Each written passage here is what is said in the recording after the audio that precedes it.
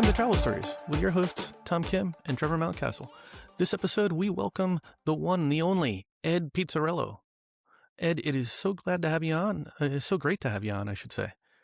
Hey guys, good to see you both. And I still can't call you anything but TK. I'm just gonna go with that there. Just go with it. You officially don't have a first TK name, works. I no have first long names. since given up going by my actual name. Although TM is a little bit awkward, so we're still gonna go Trevor, but we'll go TK. TM doesn't TM's work. too awkward. Way No. too awkward. No.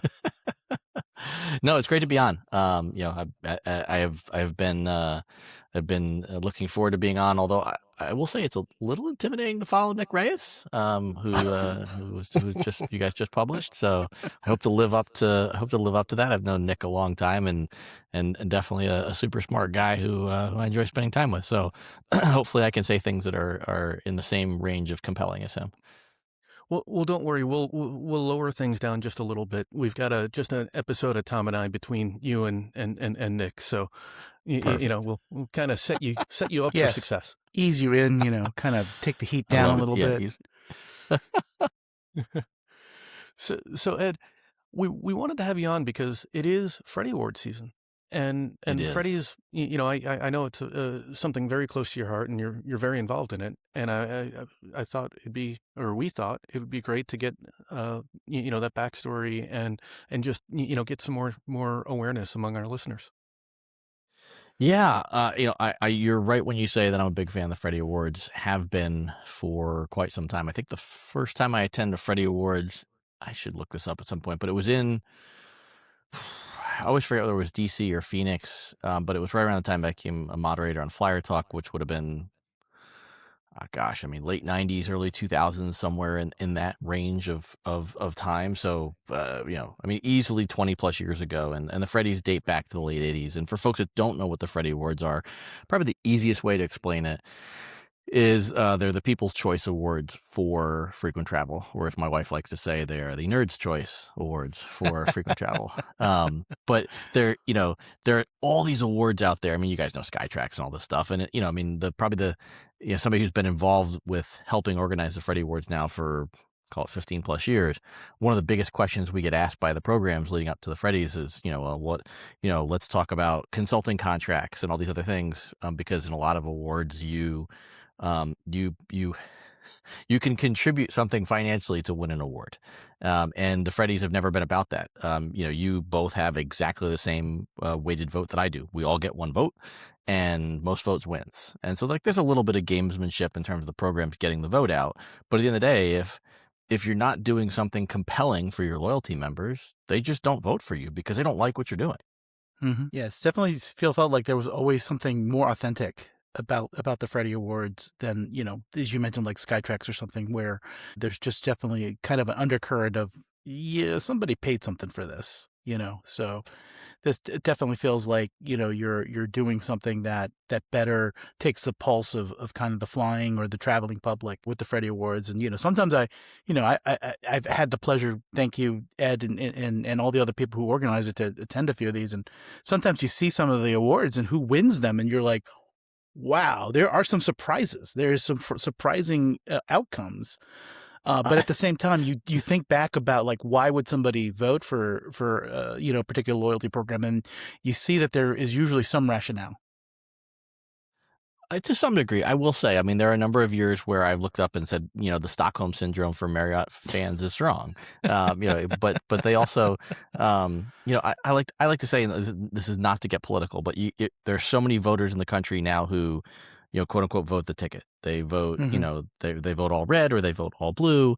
And we see some of that in Freddies with brands where the people have been a part of the ecosystem for a long time. And I'll use two different brands because I think their voting happens similarly for very different reasons. So Marriott is a program that typically in years past, although the last couple of years not so much, they would win in a number of different categories. And some of those categories, if you're a nerd like me, you look at it and say, best elite program?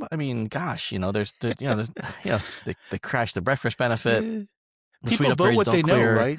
Sometimes, right. Like you said, it's if you don't know, they're voting because things feel good, right? And so, like with the Marriott stuff, I just think it's like, well, because it's everywhere and it's where they stay all the time.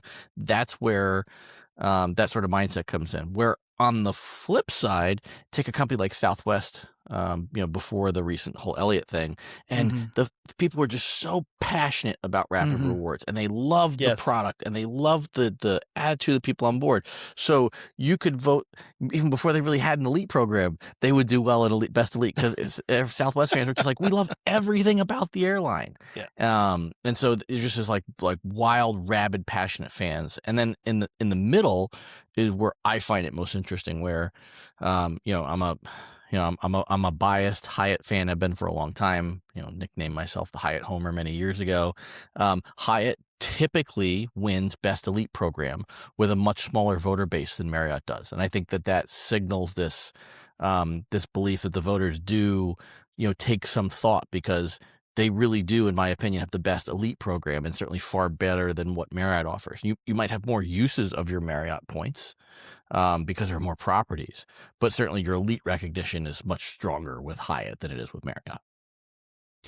The thing I find interesting, and totally agree on Hyatt and its strong loyalty, but the way that you guys do your voting kind of breaks it up into region, right? So being Mhm. in North America, we can only vote really for the North American airlines, and so when we look at the winners, it often for me helps me to see other blind spots that I have for those other regions, and to kind of understand how those those other regions voters sort of perceive their airline.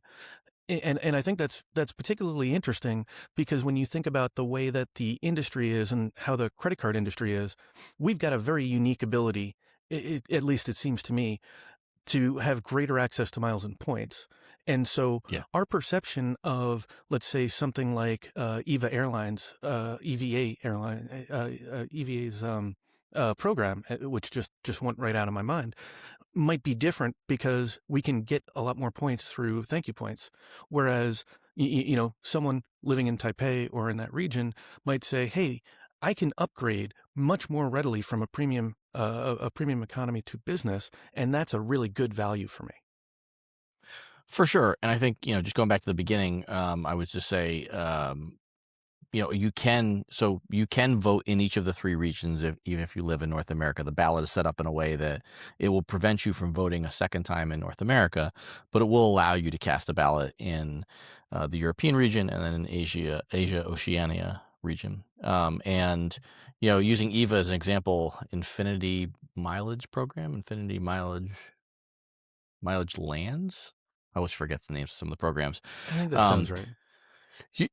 I think you're onto something there, in that those airlines and programs can have outsized value outside of regions. I think what you end up with in other areas of the world as well is other ways to earn loyalty currency. And so, I mean, million years ago, you used to be able to earn reasonable airline miles in Canada shopping at grocery stores. There's still an air miles program. It's significantly degraded to the point that a really good Canadian friend of mine, who still lives up there, she just now says, like, don't even bother putting my number in. I don't pay attention to that count anymore when you're grocery shopping and visiting family. So, but there are innovative ways that other countries and other airlines lean into this stuff, and status is in a lot of ways more valuable in regions outside the U.S. than it is inside the U.S. right now, and we've sort of been, for lack of a better term, brainwashed into, gosh, I get to board early. And you just like take a moment to distill that and say, I want, I get the privilege of spending more time shoulder to shoulder with other humans as close as possible. That's because that's what I enjoy. Just like, an upgrade to a premium economy seat on Delta is an upgrade. Like Delta Sky Miles loyalty customers, elites, look at an extra legroom seat as an upgrade, where on the United side of things, it's much easier to get an economy plus seat. So we have different views on the value of loyalty here in North America. Hey, and Yeah, that Delta upgrade to premium economy, when you go from like a window seat in economy to a middle To seat a in middle, premium economy, oh yeah, man, that's stellar. nothing better. Yeah. Now you're really talking about the good stuff. Yeah. Ed, did you ever get to meet Sir Freddie Laker? I never got to meet Sir Freddie Laker. No, I didn't. I was around at one point when his son was at a Freddie's, but never got to meet him in person. Randy Peterson is who got me into the Freddie's. A lot of the people listening here will know who Randy is. I met Randy. Um, like a lot of people do in this space. I mean, it's funny because a lot of the Miles and Points people are introverted, and then there's another cross section of us that are very extroverted like myself. And I just figured, well, what the heck, I'm going to be in Colorado. I'll just call the House of Miles and see if I could stop by for dinner. And and sure enough, Randy said, come on by. And that was, gosh, probably 2003. Very, very early on. That sort of got me into understanding the Freddies and becoming passionate about it and stuff like that. And Sir Freddie Laker was sort of like the original low cost airline king, if you will. And it was, in Randy's view, it was about democratizing travel. And I think what points and miles have done for a lot of us, and you guys sort of touched on this when you had Nick on. We'll timestamp it and say 2 episodes ago when this drops. I'm talking about how, look, I mean, points and miles really open up the world to us. And I remember Absolutely. it was either Trevor or Nick said something along the lines of, look, if we're gonna you guys were talking about Hyatt, maybe I want to go to the Park Hyatt Kyoto and instead of going to France this year, and there's probably going to be a way for me to get there using miles and points, via some airline, some flight, some way, somehow. And the reality of it is that I won't speak for either one of you. I feel like I've done okay in my life with, what I earn from my day job and all that stuff. I'm still not buying business class tickets to Asia anytime soon. And so the Freddies to Not me for have $5,000 or always $6,000. Definitely exactly right. Yeah. They've always really embodied this spirit of like, hey, I do get to travel virtually whenever I want because of points and miles. And so not. like this, they really do open up the world. And so that these loyalty programs to me allow me to do things that that millionaires and billionaires get to do. So well said, and that I think it's so important to consider that, right? I mean, I know that I get a little bit of or have a little bit of a reputation of frequent travel. I mean, we probably we probably overdo it at times, but there's no way that we'd be able to do this without miles and points. No. And I talk to some friends and they tell me how much they spend on a trip. And I'm floored with how much they spend because, they're paying for those flights. Even if they're flying Yes. economy, it's Yeah. not an insignificant amount. No, it's really not. And I think that's the driving point. I was actually just talking with one of my wife's friends, and she was talking about how they got sick right before spring break and they couldn't take their trip. And thankfully they had travel insurance and they got all their money back. And they're talking about like thousands of dollars in refunds. And I'm thinking, gosh, I mean, I don't travel like that. I mean, travel insurance is great. Don't get me wrong. And we all like travel insurance, but I don't tie up thousands of dollars in non-refundable anythings because, I don't like that. And I think that's a lot of where you talk about, call it the nuance of Freddie Awards voting. We talked a little bit about it. We talk about comparing like a Marriott and a, Southwest. But I mean, I think there's, beyond that, you've got, when you think about the different categories, and I'll just give you like an easy example. You got, best elite program for airlines or hotels versus best redemption ability. There can be differences in those things when you think about the different airlines. And I would say these things also obviously shift over time. If you had asked me over the past, set aside last year, but the previous 5 years, best redemption ability for the Americas, I would lean pretty heavily into United because, as of a couple of years ago, there was still a reasonable amount of saver inventory for business class flights. They really hadn't crushed the domestic air travel stuff. I could still get to Orlando to go to Disney World and stuff like that for a reasonable amount of money. And there was reasonable partner award availability. Now, fast forward to today, ask me who I'm going to vote for best redemption ability, and I should have my ballot in front of me so I don't contradict myself. But Aeroplan's going to score a lot more highly to me because, they do have a much higher redemption ability, and as Foz, our buddy from Dots, Lines, and Destinations, pointed out to me, United is blocking some Star Alliance inventory from award redemptions for folks who are United Mileage Plus holders. And then on top of that, a domestic flight is, almost always now 1.1 cents, 1.2 cents per mile in Hmm. value, where it used to be a lot closer to 1.6 or 1.7. And so it's just, you know, redemption ability has shifted drastically when it comes to my primary airline, which is United Airlines. And so, would I vote them number one for the Freddies right now? No, because the value has degraded significantly over the past couple of years in the currency they're offering. That's a great point. I used to think of United as the safe option, and now it's just Yeah. it's almost a non-existent option. Hmm. I mean, Yeah. more often than not, what I would find is that I'd find a flight on United, book it as my placeholder, and then I'd try to find a more perfect flight via Aeroplan. Save some miles, Yep. and then be able to just cancel the United. That's probably the one thing that I think is still very good about United, though, is the ability to change without any fee at all. Yeah. Yeah. And I mean, like, I say this frequently to folks who, maybe didn't understand how much this was a change during COVID, but the disappearance of change fees on pretty much everything during COVID really, really changed this. But, awards for the most part, were that area where you got more flexible change fees, and you could have a flexible schedule that way. To your point, you could continue to work to improve that reservation. And I think, not trying to sound like the pragmatist here, but pragmatically, this game of miles and points, all of this stuff really rests on this fundamental belief that you can get more than a 2% return on your Hmm. spend. And what I mean by that is you can go out and get a cash back card right now and earn 2% cash back. So if you're putting a bunch of money on a credit card and you're redeeming those points at a penny per point, you're effectively redeeming at 1%. You're losing 1% on your spending. So, it doesn't mean every redemption, and I'm definitely not a purist on value. Every redemption doesn't have to score you 5 cents per mile. But Right. if over the long haul you're not averaging 2%, then just go get a cashback card, buy whatever you want, because there are no change fees on domestic carriers, even going overseas now when you buy a ticket. So, there's a lot more flexibility with cash fares than there used to be.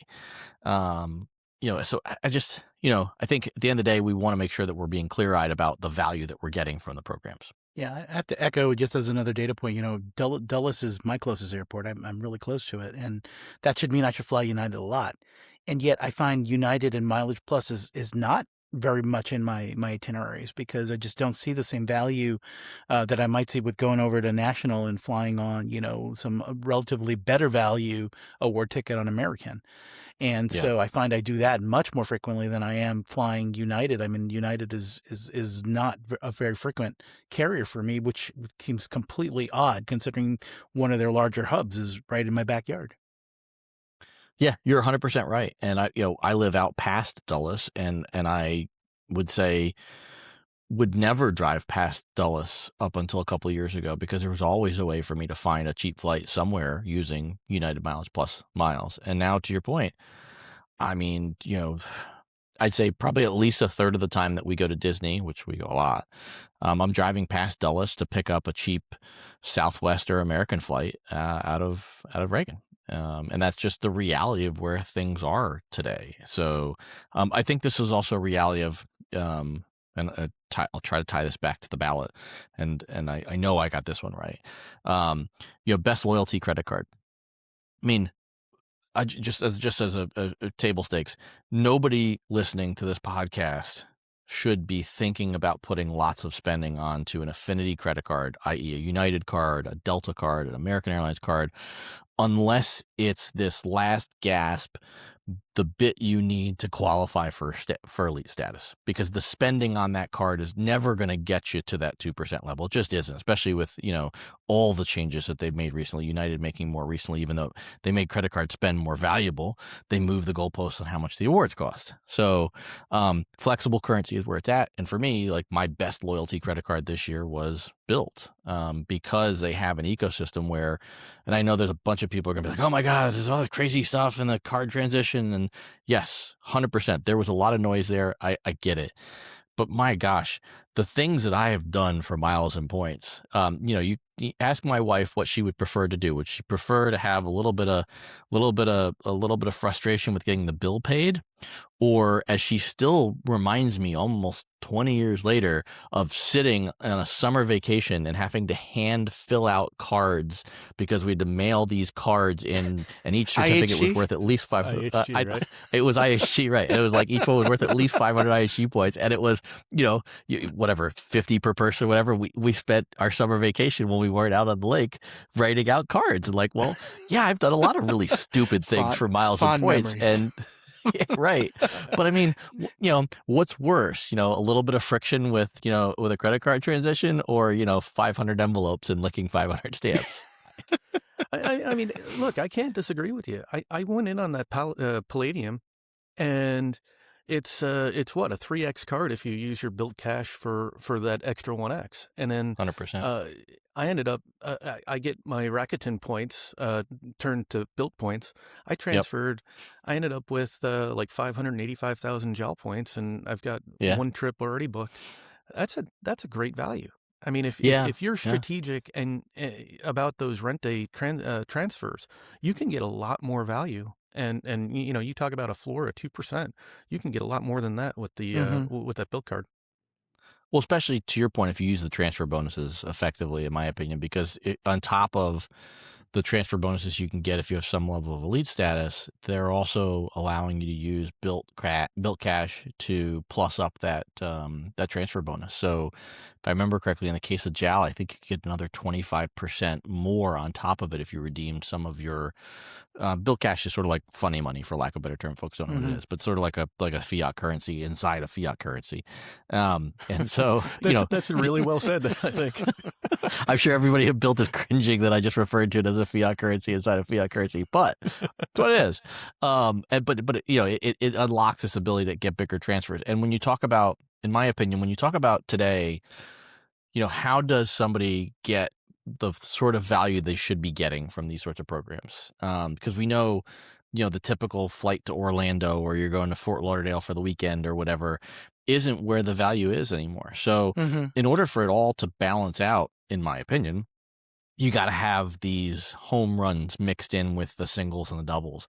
And a home run is exactly what you just mentioned with Japan Airlines. You got over 500,000 JAL miles.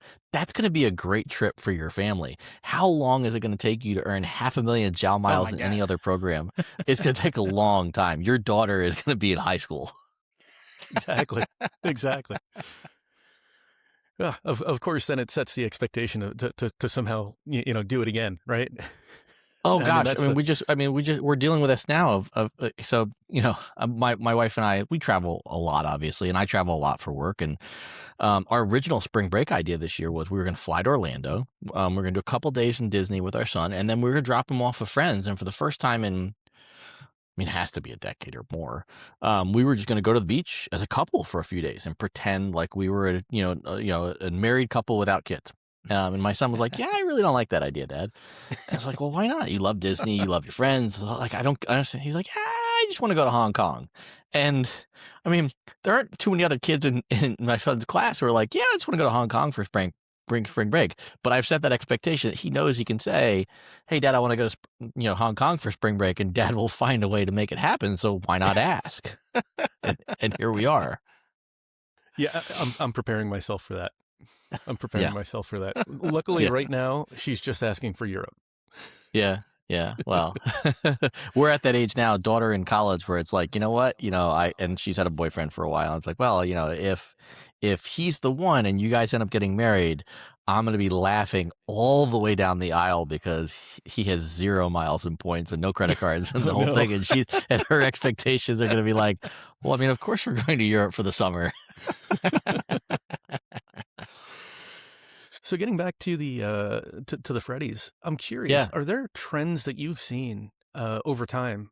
Any notable trends that you've seen, maybe not even related to a devaluation or something like, as stark as adding the dollar threshold for SAS. Are there any kind of, maybe niche or esoteric sort of trends that you've observed over time? Yeah, I'd say a couple. First off is what I would call the depopularization of Marriott on the ballot. They used to dominate in the hotel categories, and there was a time back when Dave Canty was with IHG where IHG used to dominate on the ballot, and neither really does anymore. And if we think about the timeline of that, IHG was a really valuable program, call it 15 years ago, and still represented reasonable value for a decent chunk of time there, but got surpassed by Starwood for much of the 2000s until they went away in the teens. And Marriott was a big player there near the end, and they've now faded away as the value has withdrawn. I think what's interesting is that in that equation, I think in most cases you'd say, well, who's going to win for best elite hotel program and best redemption, all that stuff, with Marriott pulling back and with the IHG program not as valuable, and to some degree Hilton maybe not as valuable. And you say, well, gosh, I mean, this is a great opportunity for the the Hyatts and the Wyndhams of the world to step up, who have done some interesting things with their program, and that's not what we've seen. There are two programs that have been newcomers, but newcomers with a vengeance over the past few years, the Freddies, and they are the casino programs. MGM and Caesars have been crushing it in the ballot the last few years because of the value that they offer their customers. And I think you guys know, probably something that not a lot of non-hardcore Miles and Points people don't know, but there's a lot of value even for regular travelers in those casino loyalty programs. Maybe not as much as there used to be, Right. but things like cruise partnerships and all that stuff that were incredibly valuable and in some ways still are. And I think No resort fees. friends. Right, exactly. No resort fees. And so like friends of ours, like, the Miles to Memories guys and stuff like that really know those programs at a very like granular level, really expose the value in those casino programs, even for regular travelers who don't gamble a lot. Another good friend of mine, you guys know as well, Michael Traeger, TravelZork, a guy who talks about the blend between these two things. And I've seen that shift where things have shifted from Marriott, and IHG leading the way to MGM and Caesars leading the way. I miss how similarly, I would say, IHG was kind of fun. They did all the gamification, right? They had all those Yep. promos where, they were Yep. really keeping you engaged, and they seem to have completely gotten off of that piece, or that strategy for their marketing. I just always thought, wasn't a big IHG customer, but you almost couldn't help but participate just because they made it so fun. Yeah, and I'm gonna nerd out a little bit here. I've been meaning to send a note to another set of fellow podcasters. So, Airlines Confidential is a great podcast if you want to get into a little bit of the nerdier side of the business from an aviation standpoint. Scott McCartney, who used to be a travel editor for the Wall Street Journal, is the host. He's taken over as full-time host after Ben Beldanza's passing, and he has frequent co-hosts, one of which is Maya Liebman, who used to run the Advantage loyalty program and a good friend, and I love her to death. And I listened to them have a discussion a few weeks ago about loyalty, and Scott was, Maya kind of poo-pooed his thoughts on some things, but Scott was saying like, well, what if a Spirit or a Frontier leaned into the old style Southwest punch card and just made it really simple for customers to say, fly 8 round trips, get your 9th free. And I think, I've said this so many times over the years, and I think you really keyed in on this when you talk about the gamification. Loyalty programs were at their best and most valuable to the airlines and the hotels when they made us make emotional and irrational decisions. Oh, so true. So true. When Faster Free Nights existed for Hyatt, we started every award search at Hyatt. We didn't use a booking engine.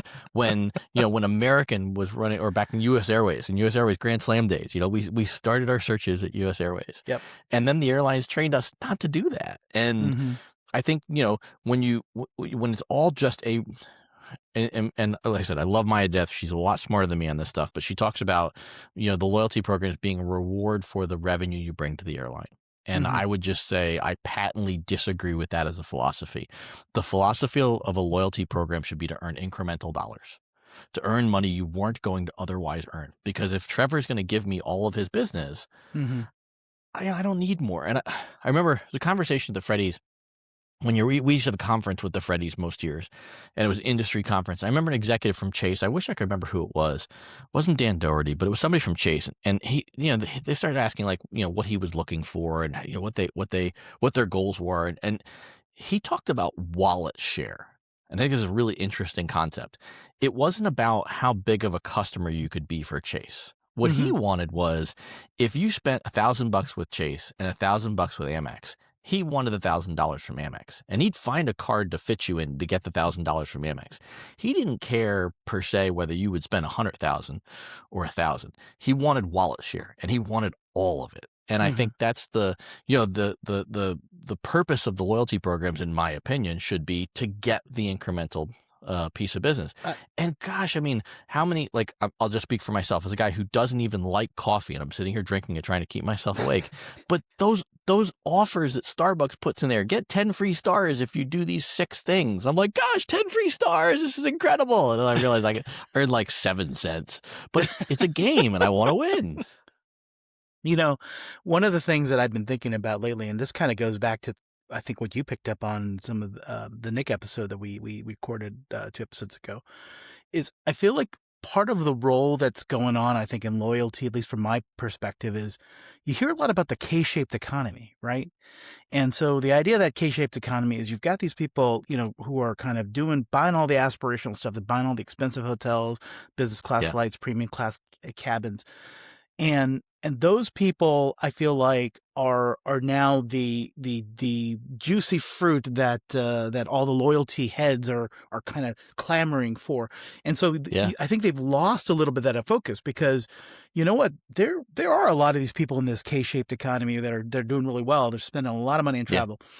But they are far outnumbered by your average person who's flying coach. And I think that there's just this focus that people have made as of late on this K-shaped economy, catching that the high part of that K, and they've just forgotten about everybody else. But that's a business opportunity. I think you're right. I think that, you know, people make emotional decisions about business and purchases and stuff. And that's exactly where a marketing or loyalty person, I'm assuming, wants to be. And I feel like they've forgotten that lesson. They're just constantly chasing the high dollar and just forgetting everything else that's on the table.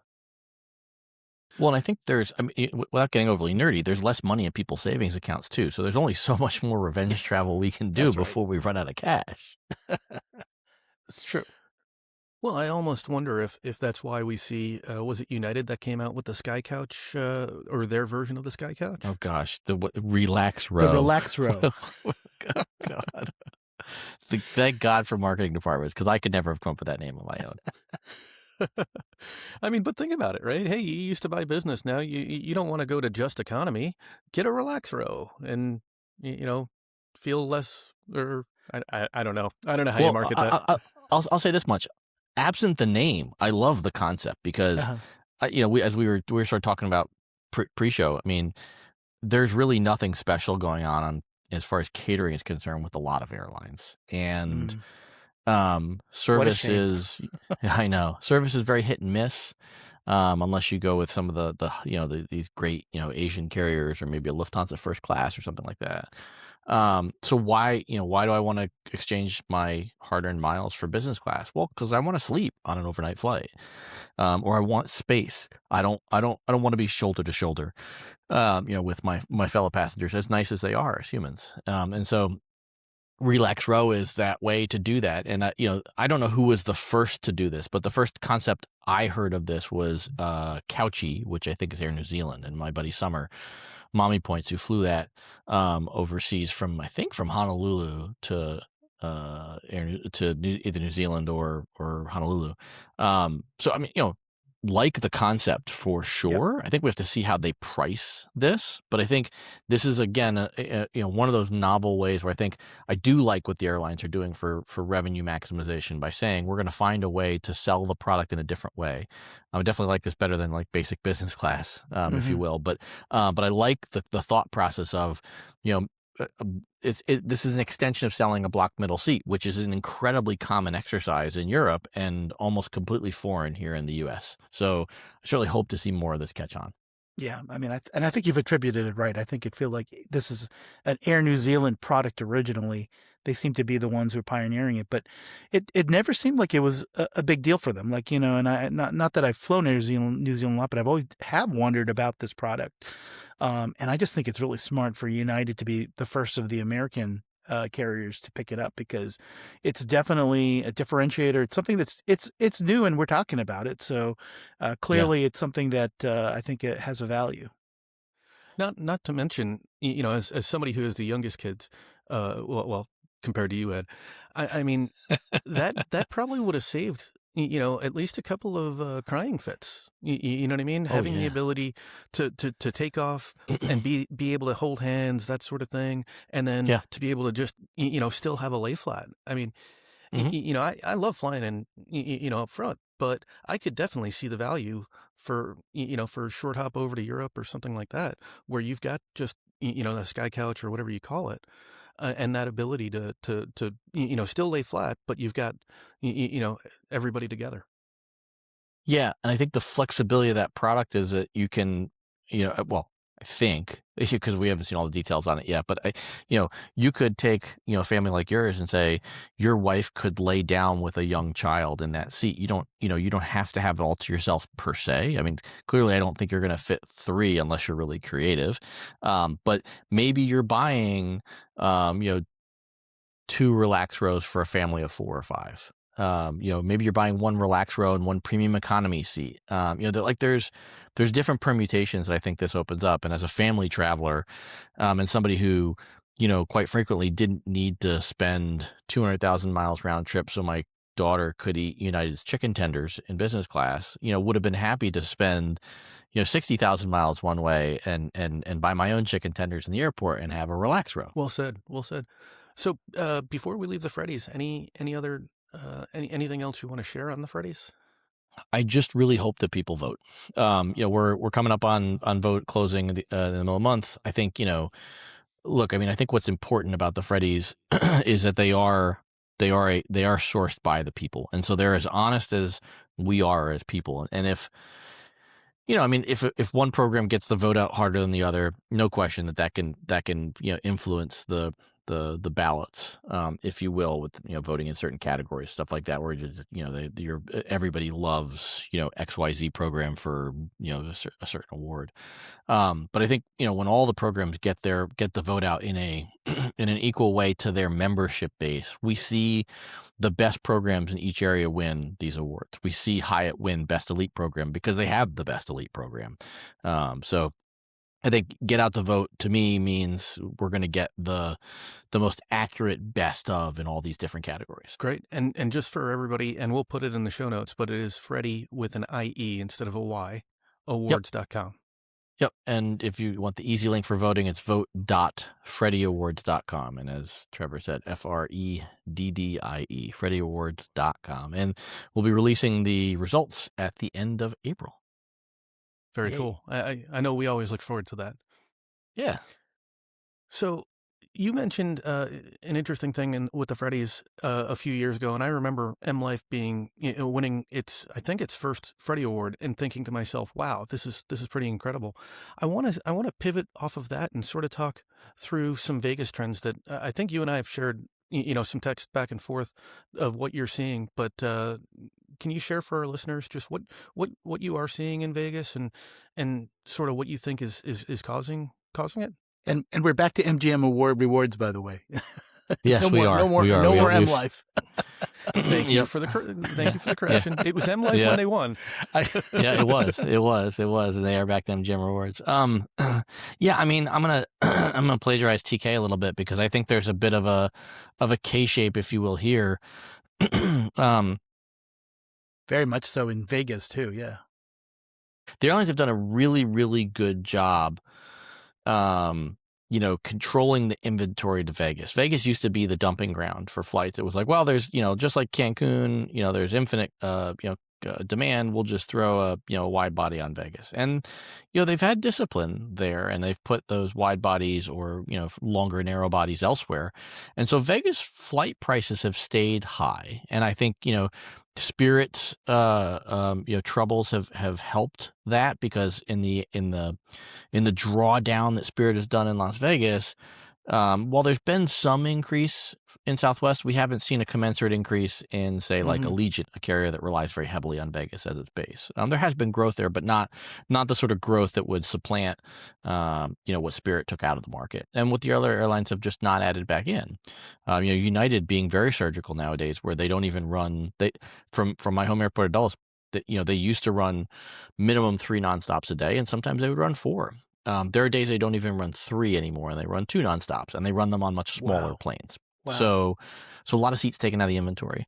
On the same trajectory for the top of the K, the premium resorts are doing well. The Winds of the world lean in on big spenders during F1 and stuff like that. I wouldn't say they're crushing it, but they're certainly doing okay.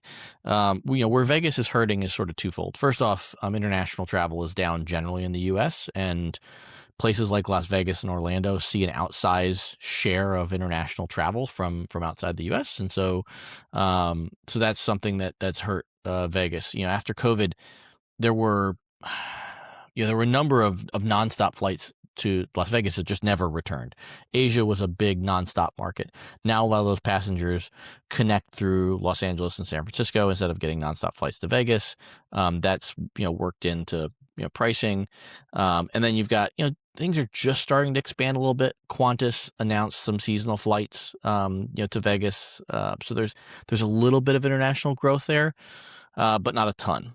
And then what that does as well is it puts this pressure on the mass market casinos, and I'll use Treasure Island as an example. We have a restaurant right across the street from Treasure Island, and I know some casino folks who have sort of given me intel into how certain casinos are doing. And there are nights where Venetian is effectively sold out, and Treasure Island is at 30% occupancy, and because they're Wow. a heavy package-driven hotel, more of a discount property, where Venetian now commands a much higher rate premium, and so what you've got is a lot of people still traveling to Vegas from the domestic U.S., but because prices are lower in those lower-end casinos, they can be very picky about where they go.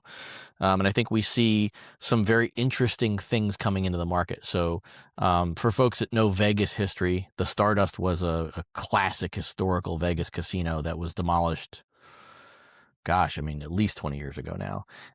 And built on its grounds now is Resorts World, which is a property that has 3 Hilton-themed towers. And they rolled out an all-inclusive program for the summertime where your rate includes a meal package and stuff at the pool and stuff like that.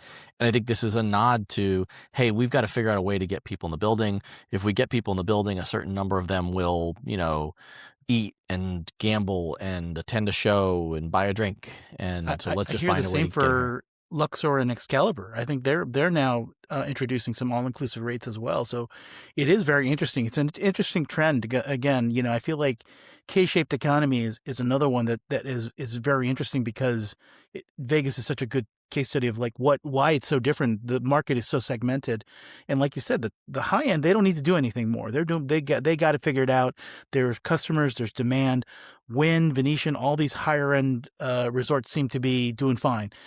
It's the more mass market, lower end of the market that is struggling right now and attracting those Yeah. customers, because those customers that came from Europe or Asia or whatever, and just even domestically, right? All those people are who they're missing, and honestly, those are the customers that they've been kind of extracting a lot of extra money from, in the past recent No history. doubt.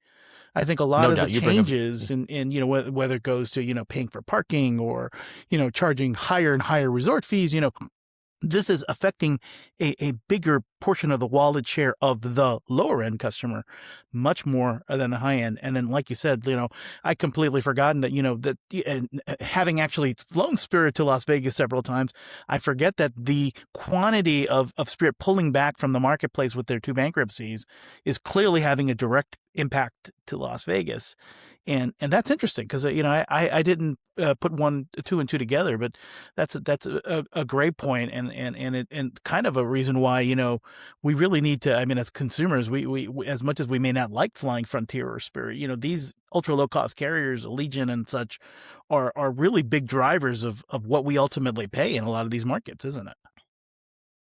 They really are. They offer a level of competition, especially in these mass tourism areas, that that puts pricing pressure on the big guys. And I think you talked about some of the things that Vegas has done that a lot of people say goes too far in terms of price pressure. Even dynamic pricing of bottled water in gift shops based on what conferences are in town, stuff like that. I think, even without that dynamic pricing, you have, it's cheaper in most cases to buy a 6-pack of, quote unquote, smart water from the Walgreens out in front of the casino than it is to buy a single bottle inside the casino. So that's a lot of what has chased away some of the people that were not big spenders in Vegas, but in sum total, they all spent enough to sort of drive the engine. It's enough to, have people have negative ideas or thoughts about, the experience, So if I'm some customer from the UK, I don't know what a Walgreens is, Yeah.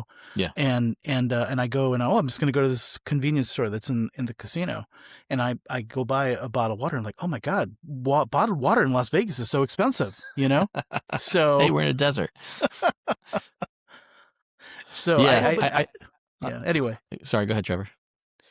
Yeah, so it's interesting that you mentioned that, and I keep going back to Justin Vakula we had on the show some time ago, and he makes a big deal about how Vegas is really affordable if you put in the work. The problem is, I don't think a lot of people that are seeing what those costs are the ones that can put in that work, or that are going to do that advanced work, whether it's, with one of those Vegas apps or the casino apps or anything. And so I suspect it just leaves a bad taste in their mouth.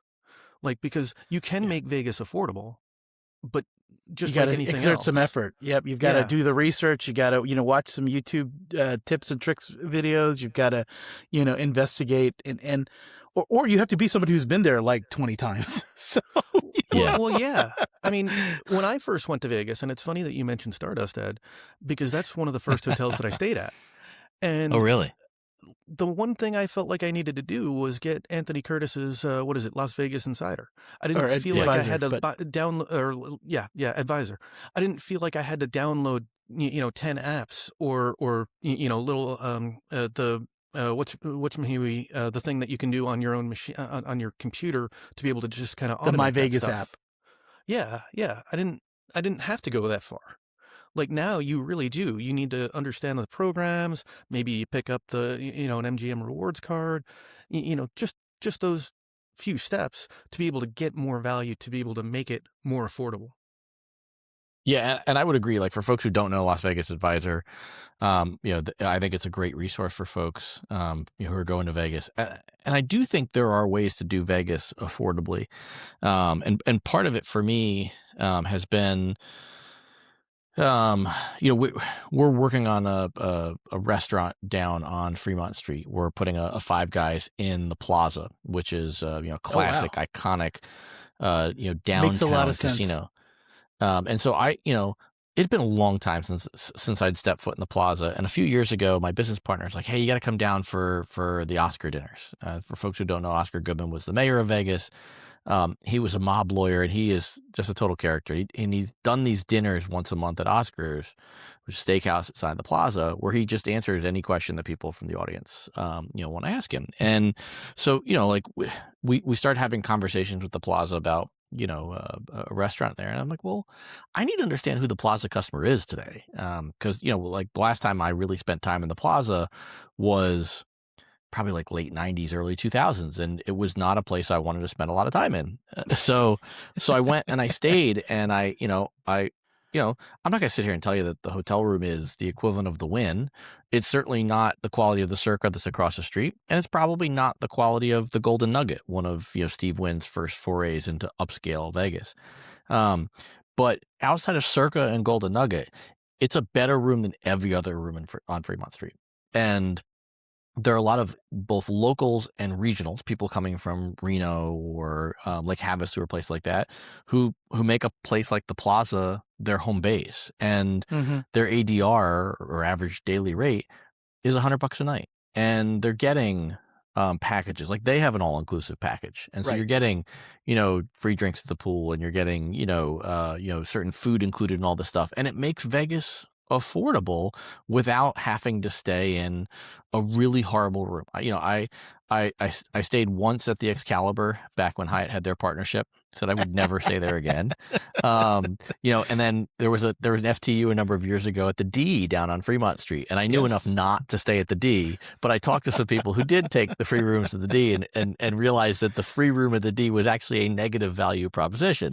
So there's definitely bad cheap rooms in Vegas, but there are a number of reasonable quality rooms that can be had for under $100 a night. And I think Luxor is a great example of that. I love Luxor. Are Luxor rooms spectacular? No. But you know what? They're like a Hampton Inn or a Hyatt Place, and we all stay at those. So why are we looking down our nose at that? Especially when in we the come to tower. Vegas? If you get a tower room at the Luxor, those are reasonably nice, actually, if you ask me. And people forget that there's really two classes of rooms in that resort. And I found myself in the tower rooms at the Luxor all the time, and I feel like it's a good value and clean and good enough for me. Like you said, it's not the win.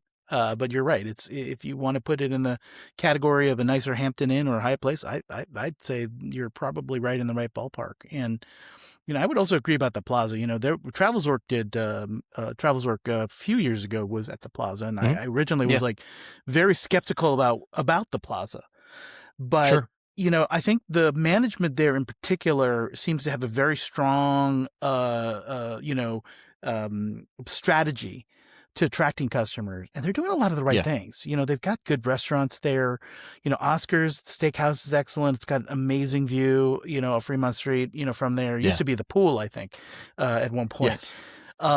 But they've got other partnerships there. They've really tried to figure out, interesting and good partnerships with lots of people.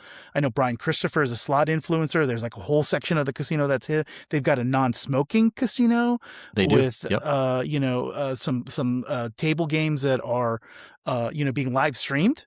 So I guess if you're an influencer, that might be of some interest to you. But regardless, I feel like there are certain properties that get it and that are courting customers. And I feel like even the large, like I said, with all these all-inclusive packages, even some of these mega resorts are realizing now, I think, after some of the diminishment of your mass market customer, both from, as you mentioned, the international visitor and the domestic visitor, just some of the declines that we've seen, they realize, we need to make the value proposition better. And places like Plaza and even some of the mega casinos are starting to finally do that. I think I actually think it's a great thing. I think it's a good thing for a consumer. And, I'm kind of in that boat too. Cause I love me some Vegas, and I've been there many, many times. And yet, believe it or not, I have not been to Vegas in nearly 18 months. And I find other places have been better for me from a value perspective. And so I'm feeling a little bit more of a push to go to Vegas. But I've been one of the ones who's kind of stayed away, and for a variety of reasons. Well, and you are one of the many people I'm pissed at right now because, I need to sell more burgers and boozy shakes at the Five Guys that we built for the Venetian. So you need to find a flight out there and hit a boozy shake. I can attest, those bougie shakes are quite good. Yes, they are. Yes. Yep. Shameless plug for our restaurant in front of the Venetian. We opened a Five Guys on the Strip, the first flagship location on the Strip. Open 8 a.m. to 4 a.m. And as Trevor noted, we have some really great boozy shakes. I'm excited to go. And again, all these things are starting to build up, and I'm like, oh man, I really do need to come back out to Vegas. It's been too long. Well, and you said a couple of things there that I want to double click on, because I think there's a couple of things there. First off, management at the Plaza. Jonathan Jossel, to me, he's the GM of the Plaza, one of the most innovative minds in Las Vegas right now. Absolutely. Thinking about how to create value. Their director of marketing is a guy named Bronson, who I think is equally sharp in terms of finding interesting ways to get people into the casino. It's been interesting getting to know them as we've talked about putting a Five Guys inside the Plaza, and just listening to how they think about the market. And so like I think a lot to be said for how they view the market. So much so. In fact, I haven't released it yet, but I have an interview with Jonathan that we're going to release on my podcast here in the next few weeks. And he said something interesting. He was very open, said he'd answer any question.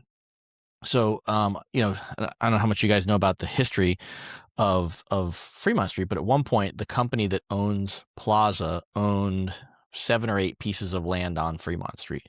One of them was the final piece of land that Derek Stevens needed to build Circa, which is the mega casino down on Fremont Street.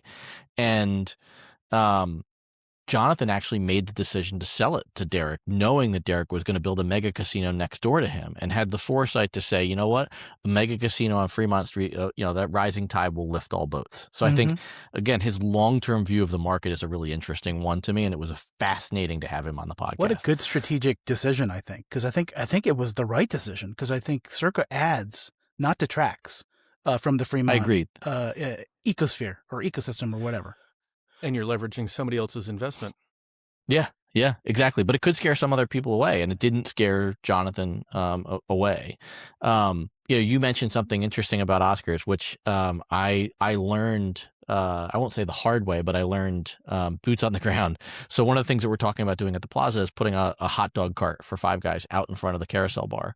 And that presents all sorts of unique, fun things, but also some challenges, one of which is, well, how do I get power to the hot dog cart? And so I had to meet the engineers down there, and the carousel bar sits underneath Oscars, for folks that don't know, at the head of Fremont Street, intersection of Fremont and Main. To your point, TK, great visibility down Fremont Street before Slotzilla was there. At any rate, the power that we need is inside the carousel bar. There's a circle inside carousel bar, and so we have to go in there to find the panels. So I'm in there with the engineers, and I'm looking around. There's very new electric panels, and then I look up because there's a ladder through the middle of space, and there's some water dripping down. And I'm like, what's that up there?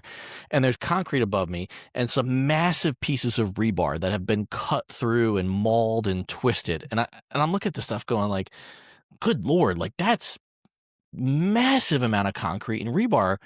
What is that there for? He's like, oh, this used to be the pool.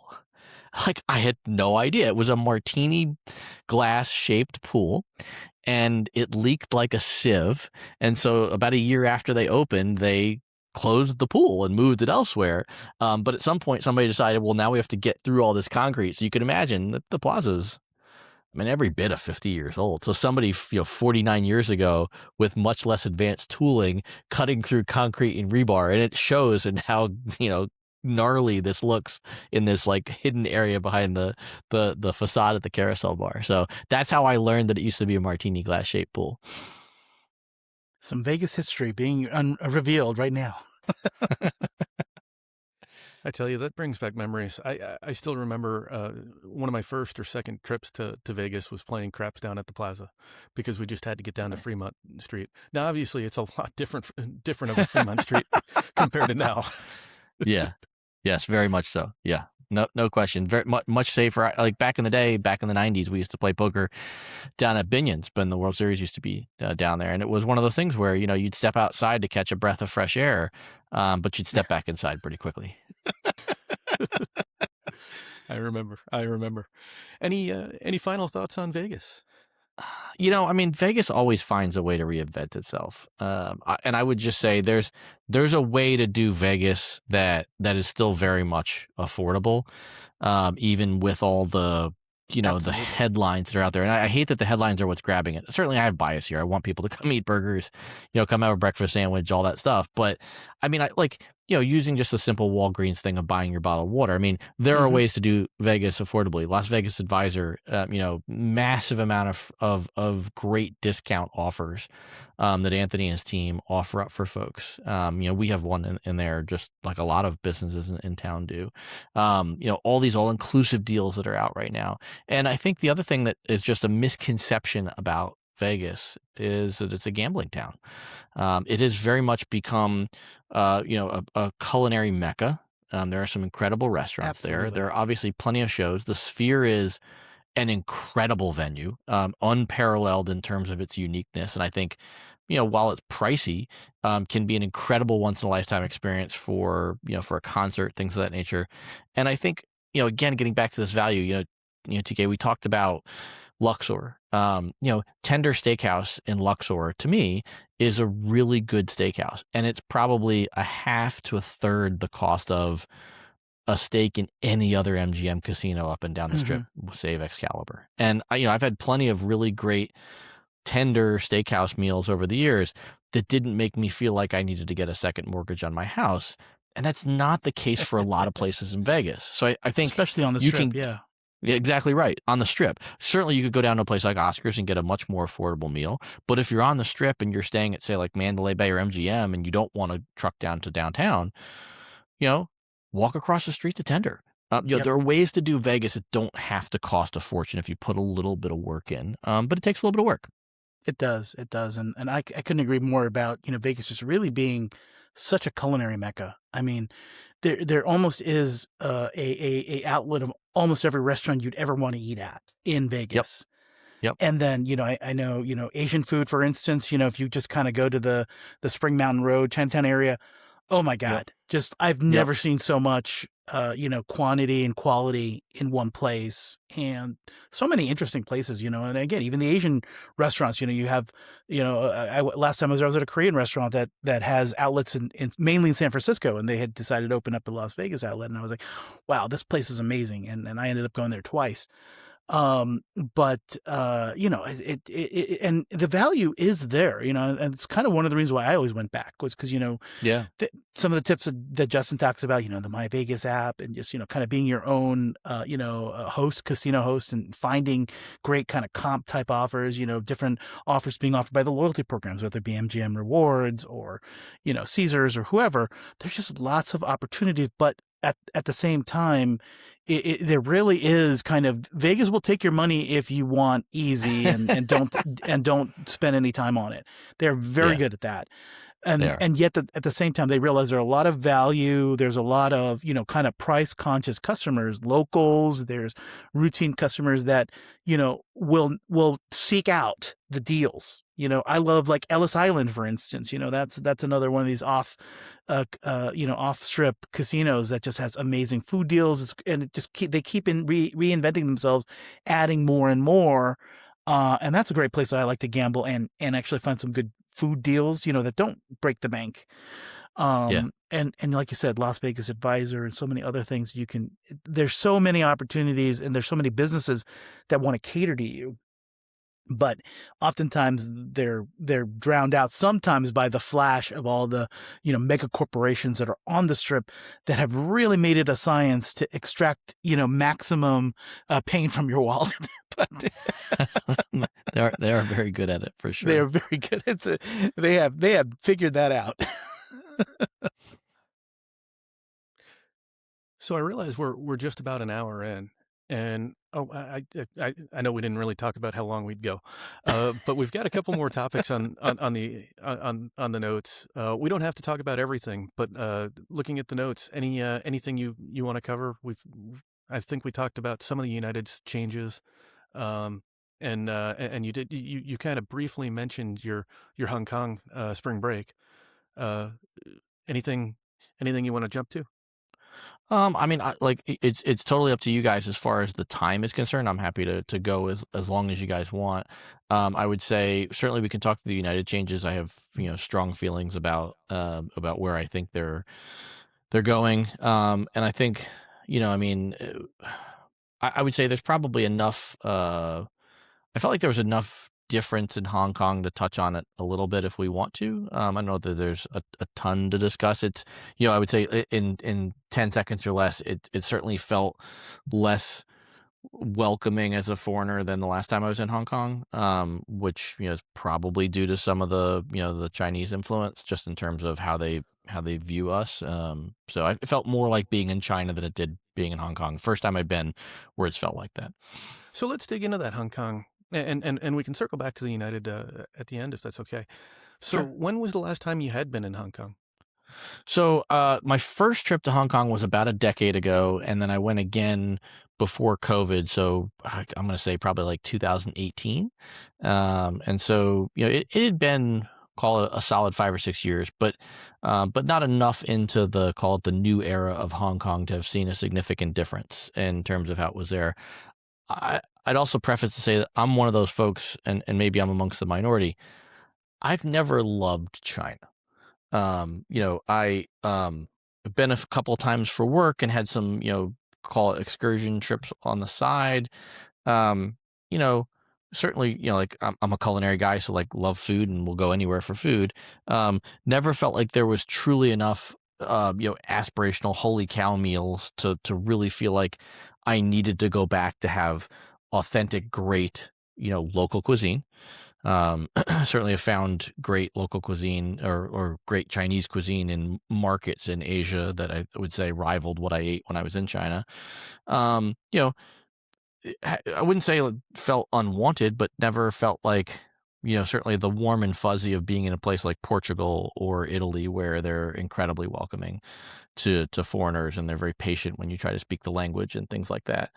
Um, so, this trip back to Hong Kong definitely felt a lot more like that. Certainly not anywhere near how it felt like when I was in China, but definitely more of like, yeah, I mean, I'd go back to Hong Kong, but I don't have a really strong reason to want to go back.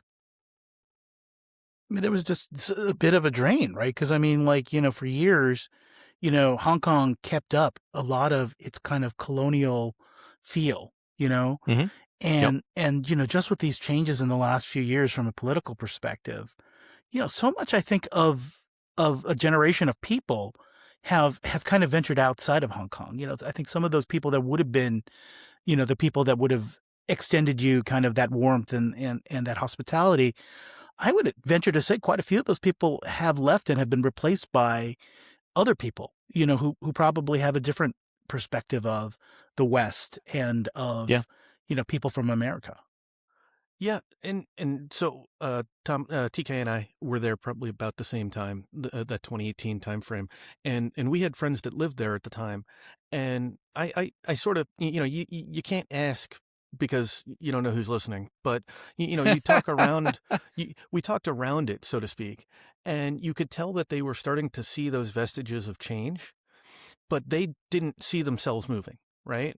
And then Sure. COVID, I think the thing that put them over the line was that if their son got sick with COVID, they would take him away and put him Yeah. in some Mm. facility to get better, and Yeah. not give them the chance to be together. And they said that was their line, and they moved. Yeah. And I'm sure that a lot of other people, that sort of had concerns, get pushed over that ledge one way or another, with some of this change, and they keep on pushing out new things. I mean, I'm sure that it's to an extent fear mongering, but this idea that there's now a law that they can require you to unlock your phone. I mean, So that law actually came out the day we left for Hong Kong, oh and wow, it Wow. was actually the day before we left. Sorry, it was the day before we left because I had so folks that don't know, I have my own podcast, shameless plug for Miles to Go, and we have a community of folks in Slack, so it's our sort of like private community, and we had a happy hour that night on Zoom. I host 2 or 3 happy hours a month where members of the Slack community can come and ask questions and trade topics and stuff like that. And there were a couple people that were on there who work for larger corporations in the IT department. And I mean, look, like we've all been going to Hong Kong and China long enough to know that there's certain things you do and don't do. On the do list is you bring a VPN. On the don't list are don't be careless with passwords and financial information and stuff like that, because it's not as free and as safe as other places in the world. But I've never really felt like it was like a true fear mongering. And then listening to a couple people in happy hour, it's like, look, these are major Fortune 100 companies, and so look, we don't send employees with their laptops anymore. We send them with a Chromebook, and there are no applications on the Chromebook. Everything has to be accessed via the web, and we just we can't take that risk as a company. That's where we've set our corporate risk policy. And so, I mean, maybe out of an abundance of caution, I deleted all the financial apps from my phone going. That might seem a little bit alarmist, but like the downside is minimal. I don't think it is. I think yeah. you take a burner phone now, to Hong Kong or to China, because they are very much into this type of corporate espionage. It Sure. is absolutely part of their standard operating procedure. They absolutely have these tactics. Yeah, yeah, and so, like, amidst that backdrop, and this is to say, to be clear, I've never been, like, mistreated in China, or anything like that. It's more just I'll use another example just so that it's clear this isn't like, communist versus, capitalist and, all that stuff. I am personally, I've always said I'm in like with Paris. I'm not in love with Paris. I like the city. I enjoy it. There's good food, stuff like that.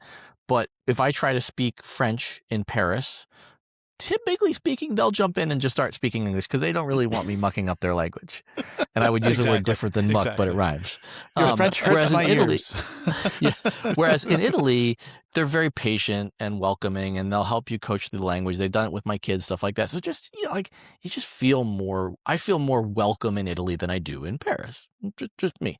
And I would say that in years past, I felt very welcome in Hong Kong.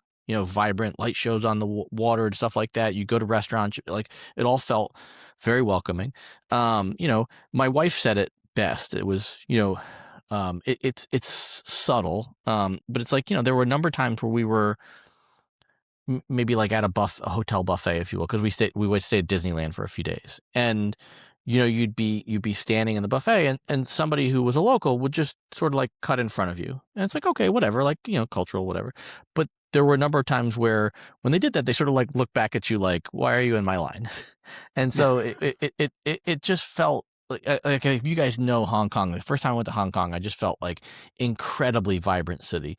Loved the night markets. Really enjoyed walking around downtown. And I would say I felt no less safe walking around in downtown Hong Kong than I ever have. Like there's literally don't feel like it's any less safe. It's Right. just maybe not quite as vibrant. It just doesn't feel as Feels like a exciting as it cultural used to. change. I mean, I feel like Yes, what you're speaking to is a kind of a mainlandification of Hong Kong, where, I I think think that's fair. traditional Hong Kong people and their culture would be probably what you're talking about right now is what you used to be experiencing. And now maybe you're experiencing more of, mainland China of kind of affecting or converting the culture of the city. And, Yeah. it was great that, as a colony, Hong Kong had its kind of distinctness, right? That I think quite honestly was what probably attracted us. And I guess it was great that it managed to stay as many years as it did, after the handover.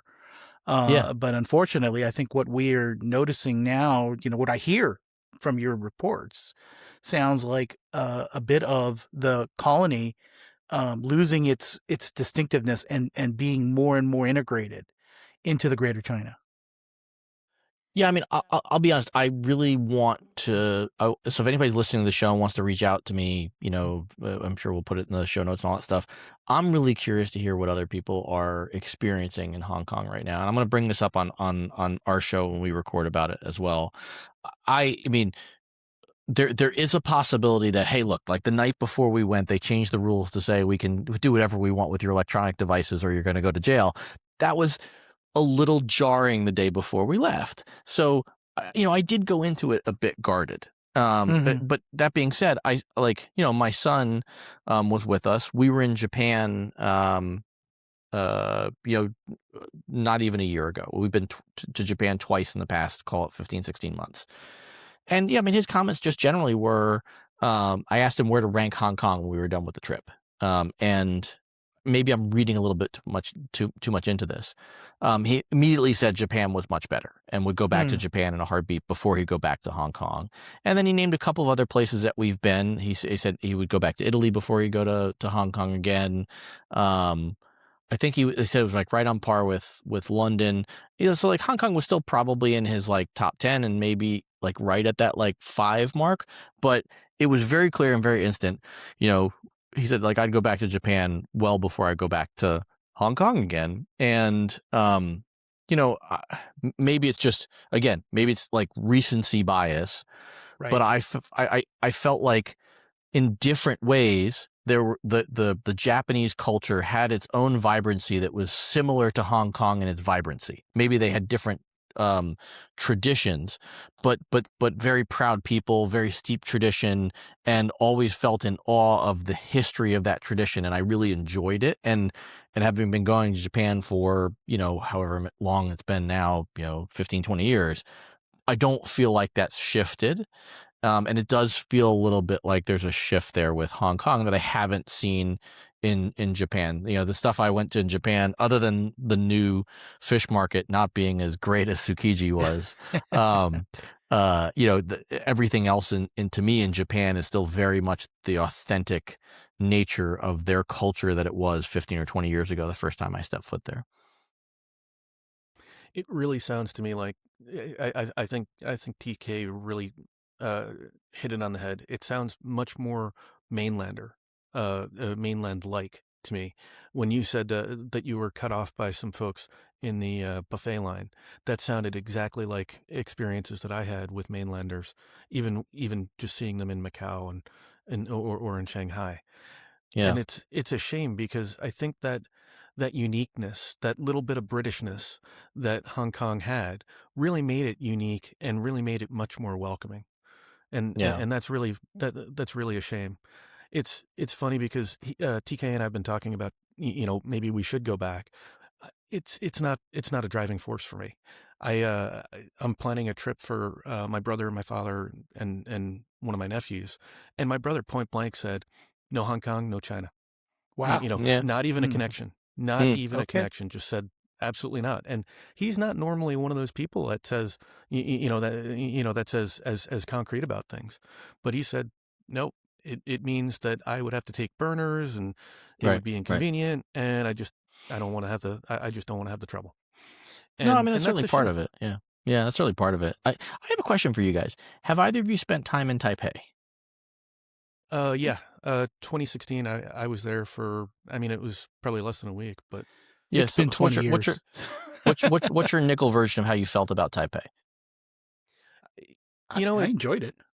Yeah, I enjoyed it as well. I felt Yeah. welcomed.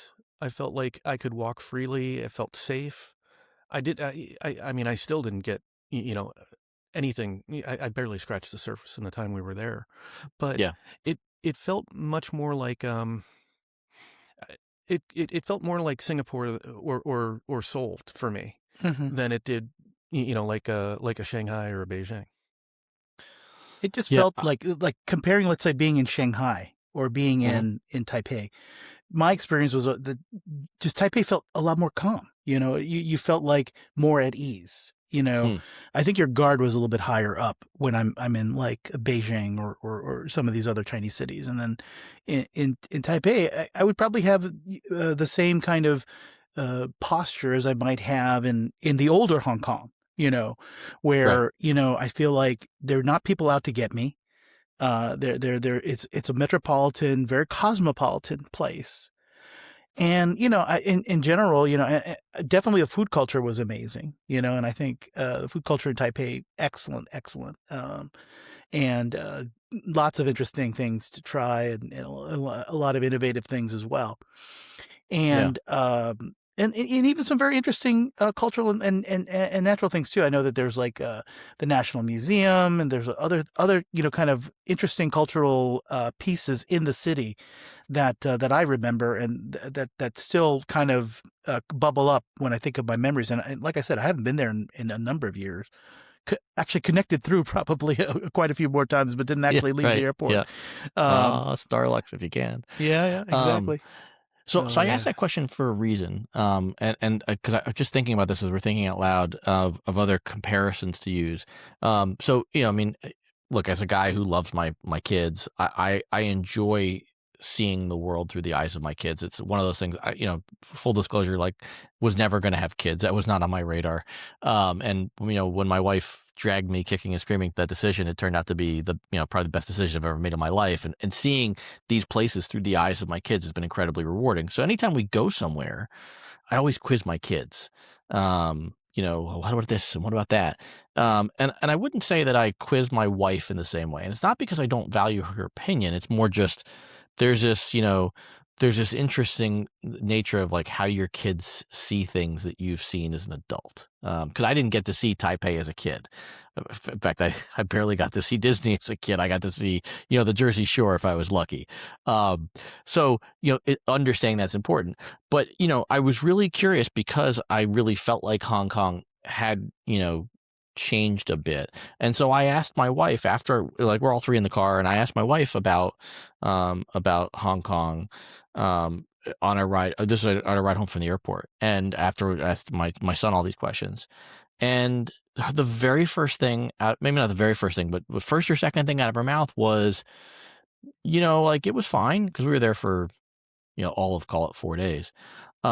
We did a day and a half in Taipei as a stopover to Japan on the most recent Japan trip. And her first comment was, I think I'd go back to Taipei again if we were going to come back to this area. And I'd spend a couple more days exploring there. She didn't say it in a way of like, I don't like Hong Kong and I do like Taipei. She'd never been to Hong Kong before. So she didn't understand colonial Hong Kong versus new Hong Kong. She was just like, I really liked what I saw in Taipei for the day and a half we were there. I think I'd go back there for a few days if we were coming back to the region. And I thought it was, for somebody who maybe doesn't have the perspective of history, maybe a more honest assessment of it without the bias of just saying, yeah, like it was fine. But gosh, Taipei, like was interesting, and I'd like to see more of their culture. So, maybe just food for thought of another way to compare where Hong Kong is today. I feel like Taipei has more, it's like you more go for the vibe, it feels like. And yeah. Hong Kong has more stuff, You've got like Hong Kong Disney, and you've got Victoria Peak, and you've got, Stanley Bay or Harbor or whatever, and you've got all these things, right? And then Taipei, I'm like, I can only think of like one or two things that I need to go do in Taipei. Sure. Yeah. But then I think, I feel like you enjoy the environment better. And you eat your body weight in Xiaolong Bao too, or at least I do. Yes. I do get in trouble for that though, because Din Tai Fung in your future if you're going to go to Taipei.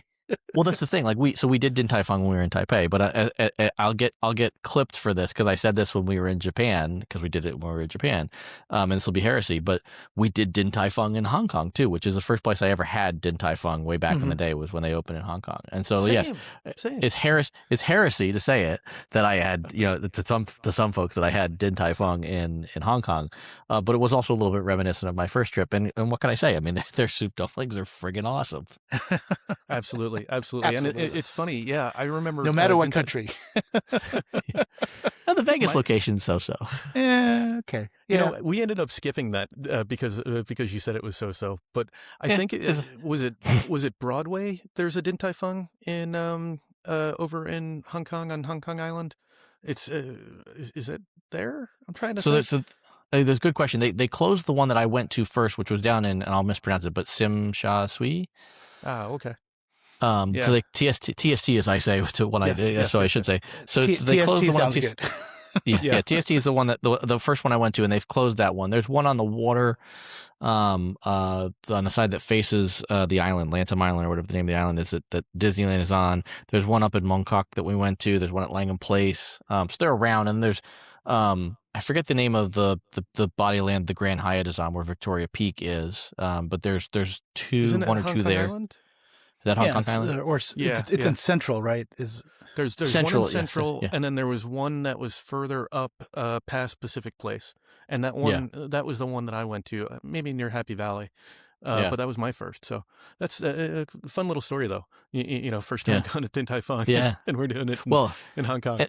And if you guys since you guys haven't been back in a while, Victoria Peak, holy cow! I mean, like I remember Victoria Peak being this touristy top of the mountain sort of thing, but it was very much smaller touristy sort of stuff. And so then there was the one mall that sort of started to grow off to the side of where the Victoria Peak came. And now the what I would call the head house, the thing that sits on top of the mountain where the car goes into, that is now like a 7-story mega structure. It's unbelievable. It's got a Starbucks and a bakehouse and a whole other top deck 428. And wait for it, in the Americification of everything, there is a Bubba Gump's at the top of Victoria Peak. Of all the brands, that one caught me a little bit by surprise. I'm gonna be honest with you. Like Starbucks, I kind of get. Like I get that I'm gonna see some Shake Shack here and there in places I don't know. I did not expect to see a Bubba Gump at the top of Victoria Peak. Wow. Oh, that's hilarious. I guess if you're going to eat at one in Times Square, you might as well eat at one at Victoria Peak. Or just pass on both. Let's just There you go. There you go. Or both, yes. Well, and circling back to your Taipei comment, it's going to be easier to get there with the EVA flight soon, or so we hope. Right? Who knows what that space is going to look like? But I'm really excited to have that nonstop there. Yep, from Dulles. Yeah, that'd be great. Yeah. Yeah, and don't we have another? What's the other discount? Is there South Korea flight now? Air Premia is the other Asian carrier that flies to Seoul. Yep. Seoul, Seoul, yep. Yeah. But I think they only fly economy, right? I think they've got premium economy.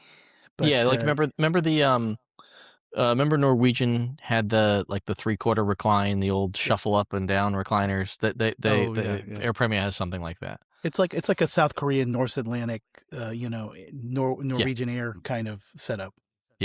Yeah. Which I don't know. Maybe I could suffer through for the right price. I don't know. We'll see. Yeah. It's definitely a right price type thing. Yeah. We'll see. We'll see how aggressive they are on pricing.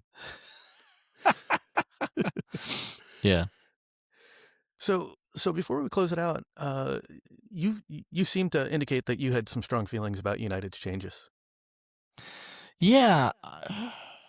So, I mean, I say a couple of things. First off, we'll start with the positive, because we should always try and start with the positives. I think the stuff that they're doing on fleet is definitely leading the way amongst the big three in the U.S. And it's not close. I was on the new 787, what they're calling the Elevate interior, yesterday on the way home from San Francisco. Now, it's only a 5-hour flight, so we didn't get to experience what it was like for 15 or 16 hours. But the thought that was put into both the premium economy and the business class seat, or what they call their Polaris class seat, was evident in many of the details. I think there are a few things that they missed, form over function stuff. This will get really nerdy, but I'm one of the few who felt like when they put the thumb wheel on the Polaris seat as a way to adjust the seat up and down, it was an innovative, low-tech way to move your seat, as opposed to a pad that had 17 buttons on it, and you're like, let me push this one, let me push this one, let me push this one, and all those buttons are fine, but I just sometimes I just want to put the seat down, and sometimes I just want to put the seat up, and I don't want to have to have 6 fingers do it. They took the wheel away, and now there's a touchscreen, and it's sort of like you touch the touchscreen to lower the seat, but when you pull your finger off, if you're not careful, the seat sort of reverses a little bit. And so there's but for the most part, very, very pleasing looking seat. The front row where the bulkhead is, where they have a companion seat with a seatbelt and a wider tray table so I could have dinner with my wife.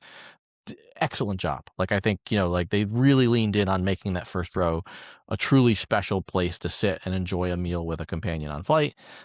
Storage looks, stuff. The screens are massive on the bulkhead seats, and they're really big in the premium economy seats other than the bulkhead row. Seat's a little firm, which, maybe it'll wear in. On the flip side, the premium economy seat, I think, is actually softer than the current premium economy seat that United has rolled out everywhere, the purple one. And I found it, I split the flight. I let the family fly up front, and I just hung out in the business class seat for a little while. Spent most of my time in premium economy. Really pleasing experience. Felt the seat was really soft, really comfortable, other than not being able to sleep on it an overnight flight for 8 hours. I would fly that flight, that seat on a 6-hour flight, 8-hour flight, no problem. It would be extremely comfortable. Storage in the seat, definitely some misses there on the bulkhead, and how there's issues with the pouch. Can't fit a tablet in the side pouch, and you can't fit a drink really anywhere in a little tiny tray table. So definitely some function stuff that wasn't great about it. But at the end of the day, really comfortable seat. And the way they have the dividers that come up around the side, if you don't want to see the person next to you, you don't have to see the person next to you. So there's definitely a feeling about that seat that is much more premium than the previous version, and much more comfortable. So, definitely big wins in both cabins. It's the announcement of the CRJ 450, taking the even smaller regional jet and turning into a replica of the 550, where United pulled a bunch of seats out of the 145s and the 175s and and added, luggage bins that could fit, a full-size carry-on bag, and gave everybody more leg room and made these regional jets more pleasing. I think that they're really leading the way there, especially when you consider how old some of Delta's fleet is. And then also American, as much as I love some of the stuff that they've done with some of their newer business class stuff, they have very few extra legroom seats across their fleet. You effectively get, the bulkhead row, and then maybe you get a couple of rows around the exit row, and that's about it. So I definitely think on fleet, United continues to lead the way. They're the most innovative, right? They seem to have the most that they're doing, to their existing fleet, and saying, rather than just leaving it as is, I'm saying, what can I do to improve this? And you're right. The thing with the CRJ 450s, genius, right? Because that's a miserable plane normally, a pretty miserable plane, and what they've done is completely flipped the script, right? Because suddenly there are probably some people who are now interested in flying the CRJ 450 who would see a CRJ 200 on the schedule and say, no way, so. Yeah. Well, and that's not it, right? Because they also announced the what is it? The Coastliner, Coastliner, right? Yeah. Coastliner's another great product. That's a big fleet, right? Or a big subfleet, right? It's a pretty decent subfleet. Sadly, it does not include Dulles for the people on this podcast. Yeah, sorry. Yeah, that's a sad panda one. Not big enough of a subfleet then. Right. Yes. Right. Yeah. The only thing I would say about that subfleet that surprised me is I thought they would have gone heavier on premium seats. Now, if they're putting this new Premium Plus seat on there, I feel better about it because it really is a step change in terms of how I feel about that premium economy seat. But they didn't add a sizable number of business class seats. And when you think about my flight, yesterday home on a weekend, given it's spring break week, but so San Francisco to Dulles on a Saturday where they have probably 6 nonstops, and this is a 787. This was either the third or fourth nonstop of the day, so certainly not the most desirable because you're not really we left midday, so you're not landing early at Dulles, and you're not getting your day in San Francisco and taking the late flight. 64 business class seats on that flight. You want to take a guess at how many complimentary upgrades cleared? Oh, I would imagine not very many. I would think even with 64 seats, I would say, okay, I'm going to guess 10. I'm going to go with 3. 0. Not a single one. Wow. They sold the full thing.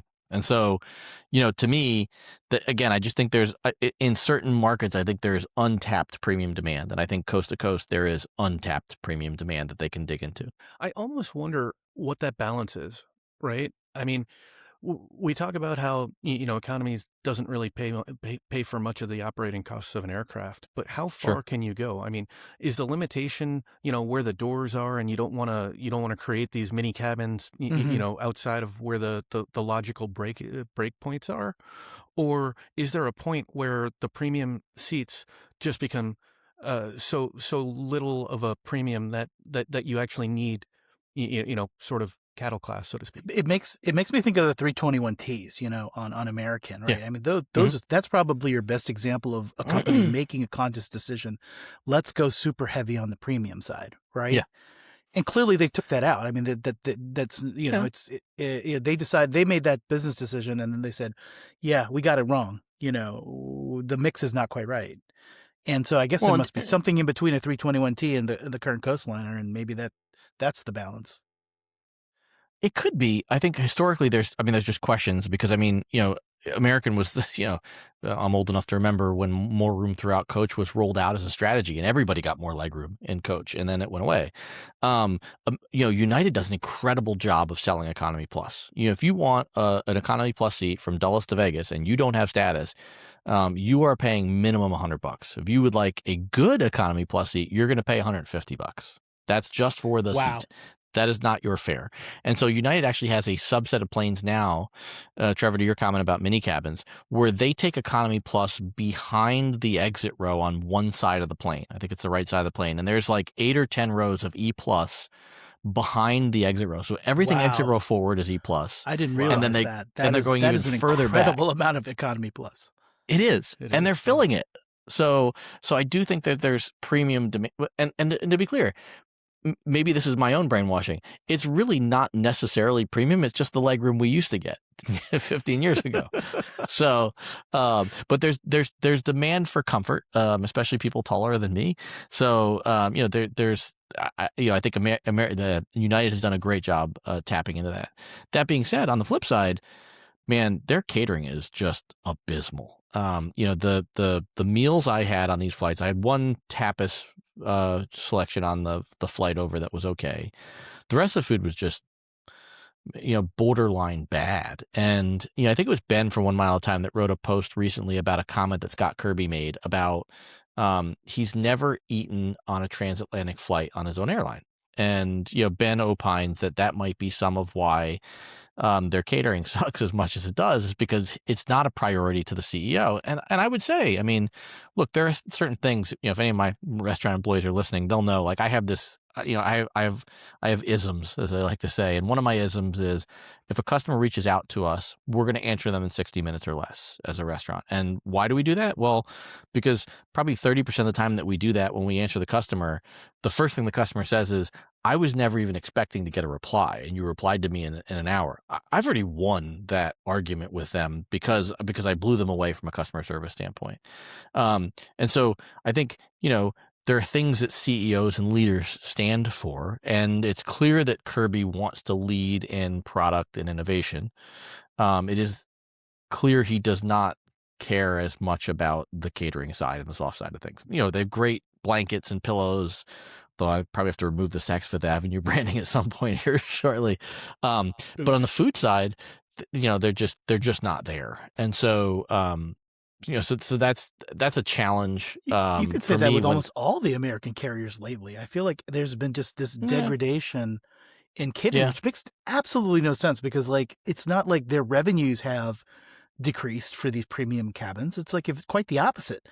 So the fact that they're not taking the opportunity, I guess they can get away with it, but it seems so odd, because, like, it's one of the few areas that I feel like, I mean, a seat costs how much? I mean, it's hundreds of thousands of dollars to outfit these premium cabins, right? With the infrastructure, with the hard product. How much more does $5 on a transatlantic flight improve the quality of food? I would probably say $5 or $10 more of budget on a transatlantic business class meal would be, like, so noticeable to the people. And I think this is where they're getting it wrong. Because, I mean, I used to, like, for me, I think dining is a huge part of premium cabin. And I've had very memorable things.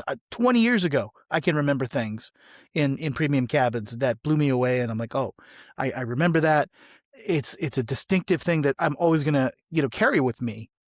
And they're losing that opportunity. I just think I sorry to get on my high horse. I'm sure you guys are probably feeling the same way, but I just think it's just silly, because it's like, I mean, I understand saving $5 or $10 per person per head in a premium cabin where you're selling hundreds of thousands of seats, a year. I get it. That's a lot of money. But that's also a lot. I think that's a money that you can spend. It's a lot less than what they're doing on some of the hard product that can possibly get you just as much value and as much, kind of customer recognition, and give you a competitive advantage. I mean, it's interesting how a lot of the European and Asian carriers have not followed the same suit. I think they still invest in the catering, but American carriers lately, I mean, some of the food that I've experienced on American carriers recently, it's bad. And I think you get a lot of a lot of data points about that. It's embarrassing. I mean, they've effectively, instead of just taking out the olive, they've taken out the entire salad, and instead giving you something, that you just don't even want to try. And quite probably, it's probably something you don't even want to try on the ground. I mean, this focus on quinoa and some of these other kind of, more unique dishes. They need to just go back to basics. That's just my opinion. At least you've got a chance at getting something right. I'm going to put my business hat on for a second and say, like, there are, two ways to make more money in a business. You can raise revenues or you can cut costs. Like, that's what it comes down to. And so, a lot of these things fall into the cost cutting bucket. But I'd argue, in terms of, for as much as United may be doing right in some areas, where I think that they continue to sort of miss the ball is, Even when they're talking about raising revenues, they're doing it in a way that doesn't engender customer loyalty. And I mean, I'm not sure if you guys saw the basic business class stuff that United announced yesterday. Actually, I guess it could have been Thursday at time of recording. I don't remember where I was in the world when it came out, but sometime between, it was probably Thursday in the U.S. I think it was already Friday in Hong Kong. But effectively, their basic business class offering is saying, look, if you want things like a seat selection or access to a lounge, or you want to be able to change your ticket, you can't buy our cheapest business class fare anymore. And it's not like this is new. I mean, British Airways has been charging for seat assignments since, I don't know, Nixon was president or something. But I mean, like, there's this, I think there's this just audacity of, hey, we're going to get you to spend more money by making the base product worse and not improving giving you more. And I just, look, for business travelers, sure, it's a quick click. A business traveler is not going to buy a non-changeable ticket to Hong Kong because they know better. Like, the business trips, plans change. So they're going to pick up some revenue there. But I just, they're not going to engender loyalty by making a change like this. And I think back to, was it Braniff? So way back in the day with Southwest, they were trying to figure out how to compete. I'm pretty sure it was Braniff. And so Braniff came out and they were a much bigger airline. They decided they were going to cut their fares in half to drive Southwest out of their markets in the early 3 or 4 segments, the triangle route that they had down there. And so Herb, who was the CEO at that point, decided that they were going to their choice was, I might get the pricing wrong, but directionally accurate.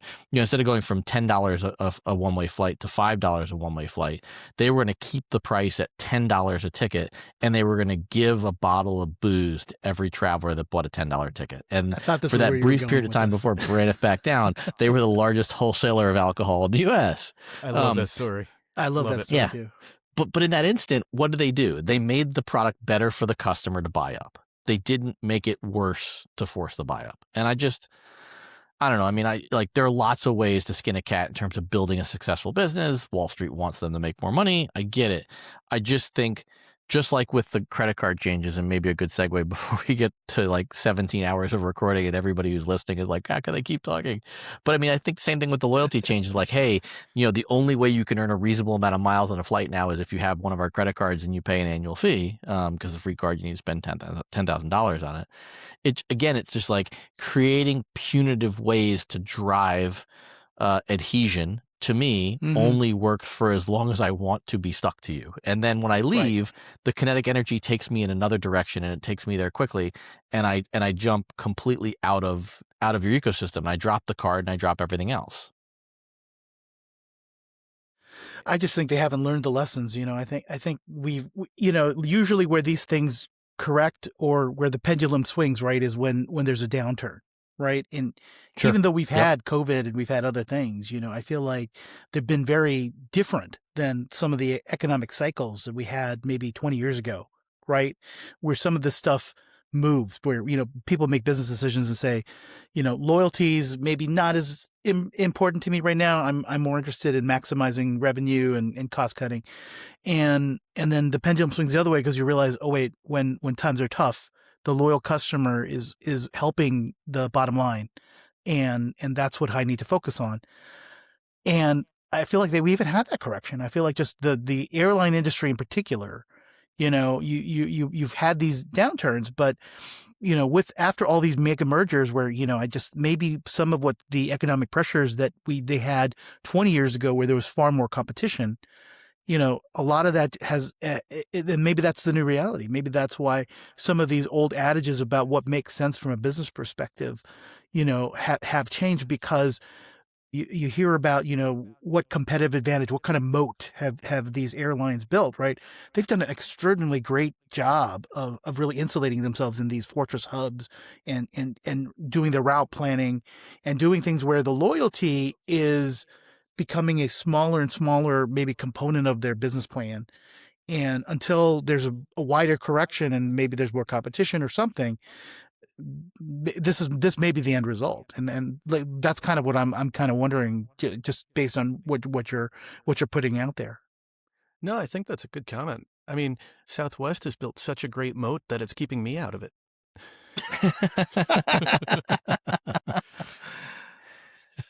Well, they've now discontinued service at Dulles, so they're making it even harder for me to. Oh wow, I didn't even realize that. They don't even fly to Dulles anymore, huh?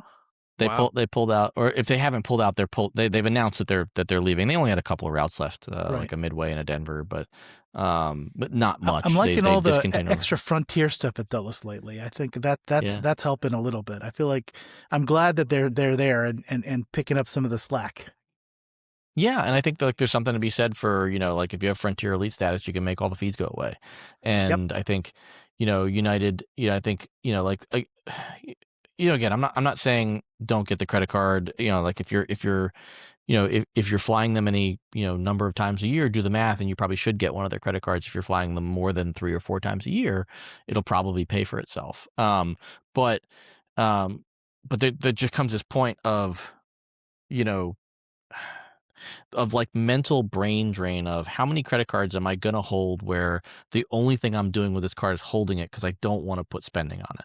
And I think the airlines are counting on the normal people who like us, who are these weirdos with like our stacker credit cards and everything. And like, oh, let's do this with this one and this with this one.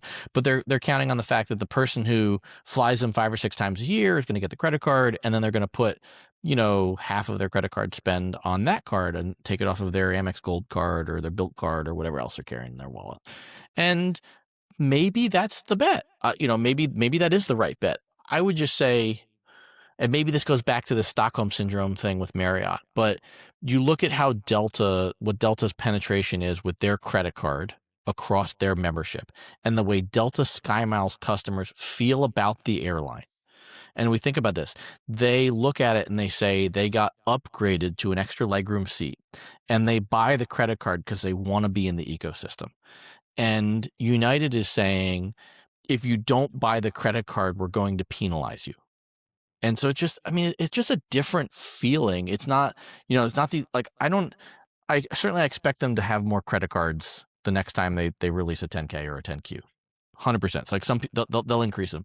I just don't see them approaching where Delta is in terms of the penetration they have in their marketplaces for credit cards, because their customers just don't seem to feel the same way about the airline that the Delta customer does and want to lean into the whole ecosystem. And I just think, even for all the reasons why we might say SkyMiles are worth less than their competitors, or at least used to be worth much less than their competitors, there were all these people that wanted to be a part of that ecosystem, that enjoyed what Delta offered and still do, and got the credit card and held it, even when all of us are sitting here like pulling our hair going, do you understand how much value you're leaving on the table? And United is trying to make the same play here and encourage people to hold the card and use it for spending that doesn't make the most financial sense for that customer. And I just don't see that being as successful for them as it has been for Delta. Well, and United just doesn't have the same amount of fortress hubs, I feel like, as Delta. Because I feel like some of that Stockholm Syndrome happens because if you live in Atlanta, you live in Salt Lake City, you live in Detroit, you live in Minneapolis, you're stuck. You're going to be living with Delta one way or another. If you live in the DC area with Dulles right here, and I'll be the data point, right? I don't have to engage with United, even though they are the dominant carrier in my local airport, because I have options. And I feel like, as superior as the hubs are for United in a way, because San Francisco's a great city to be in, Dulles, Newark, like these are big, Chicago. They still have options for most of these larger metropolitan areas where they're the dominant, well, not the dominant, but in many cases they're maybe the dominant carrier, but they still have a lot of options in those metropolitan areas where they happen to be. Yeah, I would agree with you. I would just I'd give you a brief counter argument to say, part of the best way to sell a credit card, in my opinion, is because you have a positive experience with the brand. I mean, there's a reason they walk up and down the aisles with the applications. There's a reason they have them in the clubs. There's a reason they have them all over the airports. It's because, in theory, in that moment that you're having that experience with them, you want to engage further with the brand. And so, I think, even in airports where, to your point, maybe they're not quite as fortressy as Delta is with, say, in Atlanta, they're moving enough people in Chicago that if those people were really happy with the product, they'd pick up a card. especially because for the most part, setting aside the club card, the annual fees are reasonable. Like these are not unapproachable cards. Right. So why aren't people picking the cards up in droves? Why does Delta have, and this is my own surmising, I haven't seen numbers to support this belief, but I think Delta has far more people buying a premium card like the Reserve than United has with their premium cards. I would say you're probably right about that. And why is that? Is it because Delta told them you're not going to earn more miles if you get rid of the card? No, they found a way to encourage people to do it. They bundled stuff together that was exciting and interesting. And, even if we might not agree with the value, it works for Delta SkyMiles customers. And they want to adopt the card at a level that's much higher than United. And I would just say that there are multiple ways to skin a cat. This one might work for United. But to tie it back to Vegas, if I'm a betting man, I'm betting against that they're going to get to Delta's levels. Mm-hmm. Wow. Well, we've covered so many different topics. I mean, I want to respond. I want to keep this conversation going, but we're almost at 2 hours. So we're going to do a 3-part episode. Long form. Yeah. And thank you so much for coming on. Oh, really, it's so amazing. We don't get to catch up as much as we used to, and so I feel like this is kind of just like as if we were just hanging out and we just happened to hit the record button. Before we close out, please tell our listeners how they can find you. Yeah. So I, like you guys, I've been a fan of the podcast world for quite some time. And the Dots, Lines, Destinations guys were actually my inspiration for starting a podcast. And so Miles to Go is where you can find me and my co-host, Richard Kerr. We are 400 plus episodes strong over there. As I mentioned earlier, we do have a private community, which, I find to be a lot of fun. I enjoy leaning into it. We're, it's our way to, help pay for the show, if you will. But we're free to listen on all the major podcasting platforms where you can find Trevor and TK talking, including Apple, Google, YouTube, Spotify. I used to say I have a face built for radio, but here I am on YouTube, just singing my life away on a weekly basis. But I still do occasionally write at Pizza in Motion. I really wish I had more time to write, but I love podcasting. I love these discussions. Trevor, you said something that you keyed off on. These things feel natural when it's friends having conversations about travel. And yes, we happen to hit the button. But 3 or 4 of the discussions you and I have had, if you change the airline names or stuff like that, were discussions we had at the Toys for Tots fundraiser, that we had in December with, our buddy Gene. So, I've always loved the podcast medium. Blog posts are great, but there's something in being able to say, well, I'm going to double click on this and I'm going to talk about this with nuance for 15 or 20 minutes with somebody else. And I'm going to peel back the layers. And, not to say that we wouldn't have gotten to this exact spot, but I would say if we hadn't had this conversation podcasting, I bet we don't do the Taipei Hong Kong comparison amongst the 3 of us, just in a blog post. It's just this discussion pulled stuff like that out. So I appreciate you guys having me on, and hopefully we'll do it again in the future. Awesome. And you're exactly right. I mean, the Taipei, Hong Kong example, you just get so many different tangents. And as our listeners know, we love our tangents. We love our tangents. Yes. Sorry for all these anybody who great didn't want a 2-hour perspectives. episode. And all these great perspectives are just so, they really are, tremendously interesting and entertaining for us. That's why this podcast is I think so easy to do, because every time we put on the headphones and start talking in the microphone, I feel like I'm just, it's just a pleasure is what it is. Absolutely. Well, thanks again for having me, guys. I really appreciate it. And also vote.freddieawards.com. Absolutely. Yes, please vote. We need every vote we can get. Early and often, right? Well, maybe not Chicago style. Maybe not the often often part. Tell a friend. Tell a friend. There we go. Well, that's the show. Thanks for joining us, and we hope you enjoyed listening. If you've enjoyed this episode, consider becoming a Milenomics Patreon member and get access to even more in-depth miles, points, and travel content. Until then, we hope your next story is a travel story.